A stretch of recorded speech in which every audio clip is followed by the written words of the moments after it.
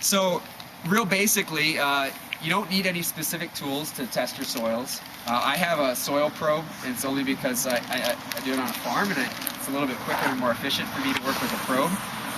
Shovels or even a trowel will work out well for your soils. What you're trying to do with the soil test is you want to get a representative sample of the land that you're testing. So wherever you're testing, in a space this big, no matter how small your space, you probably want 4 or 5 samples from that space. So whether that's a small little garden bed or whether it's about an acre that's a pretty uniform field, you want to get 4 to 5 samples. And most people, when they're testing, will do it just sort of randomly. They won't necessarily have it on a strict linear pattern because they want to try to have basically a chance of random to give a representation.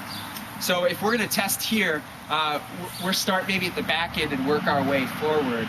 And what I'll do is I'll give you a sense of how you can actually test samples. I think today we'll use the probe because it'll be a little bit quicker, but I'll also show you what you could do if you obviously don't have one of these at home, which most people are probably going to work with a shovel.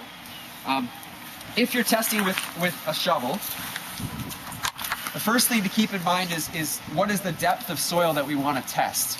And for a vegetable garden or flower garden, one that you're actually going to be shoveling and working the soil a little bit, you want to test about the top 5 or 6 inches. And that's kind of generally what is the zone of the greatest root development. But it's also the zone, like if you're have some kids, you got some kids helping out, flipping your soil over, or you're pushing a rototiller through, that's about the depth of that action in your soil. If you're testing a hay field where you're not doing anything to disturb the soil, you'd actually only want to test the top 4 inches because you wouldn't be able to blend your fertilizers in deep enough. So we're going to say 6 inches is our goal, and the first way to do a soil test is actually to take a big core out of the ground, which you can see, which is what I've done here, which is kind of an interesting thing. The bottom of it's fallen off now, but it's kind of interesting to give you a sense of a soil profile, to see how uniform your soil is, get a good sense of, this is grass here. It's nice to see the grass roots are going a full 6 inches down. But then when we're ready to test, we're just going to cut a sliver off of the edge of our hole. And we can do this, sometimes you can do it in a way that's, and in terms of getting 6 inches, I probably should have marked on my shovel the depth, but I think I'm about there.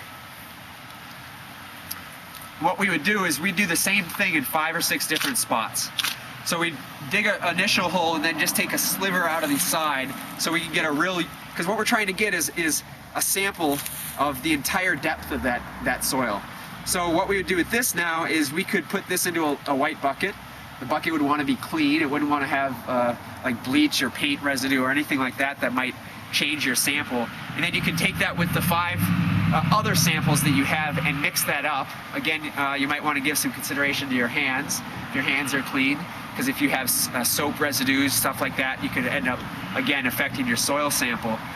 And then from that mixture of 5 or 6 different samples, you only need about a cup of soil to put in your Ziploc bag.